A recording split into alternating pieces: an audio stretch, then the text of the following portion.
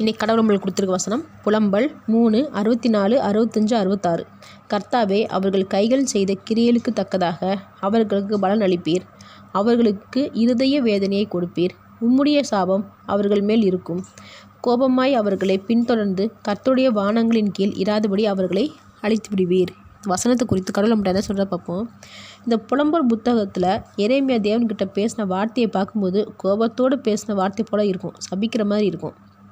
ஆனால் அப்படி இல்லை, வேதனையை சொல்லி புலம்புறாரு, தேவன்கிட்ட மன்றாடுறாரு.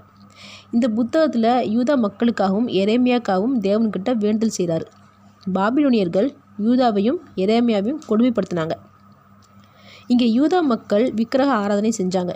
எரேமியா கொடுத்த எச்சரிக்கையை ஏற்றுக்காமல் இருந்தாங்க. ஆனால் எரேமியா யூதா மக்களுக்காகவும் தேவன்கிட்ட வேண்டுதல் செஞ்சான். நாம் நினைப்போம், யூதா மக்கள் விக்கிரக ஆராதனை செஞ்சதுனால தானே தேவன் எதிரிகள் மூலிமா தண்டிக்கிறாரு. ஆனால் ஏன் எரேமியா இந்த மக்களுக்காக வேண்டுதல் செய்கிறாருன்னு.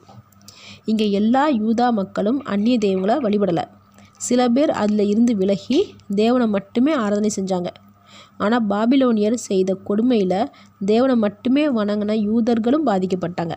அதனால தான் எந்த தப்பும் செய்யாத எரேமியா தப்பே செய்யாத யூதருக்காக வேண்டுதல் செய்கிறான். இங்கே பாபிலோனியர்கள் யூதர்களை சிறை பிடிச்சிட்டு போனபோது அத்தனை யூதர்களும் சிறையில் சுமார் 70 ஆண்டுகள் அங்கே இருந்தாங்க.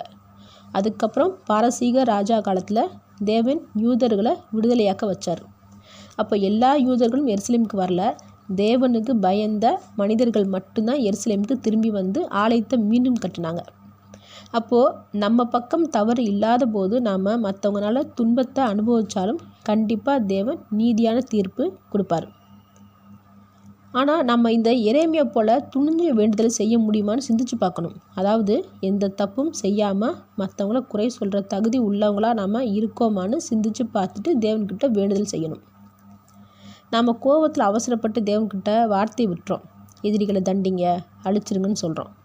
ஆனால் இங்கே எந்த தப்பும் செய்யாத யூதா மக்களை தான் தேவன் எருசலேமுக்கு வர வச்சார், தேவ ஆலயத்தை கட்ட வச்சார்.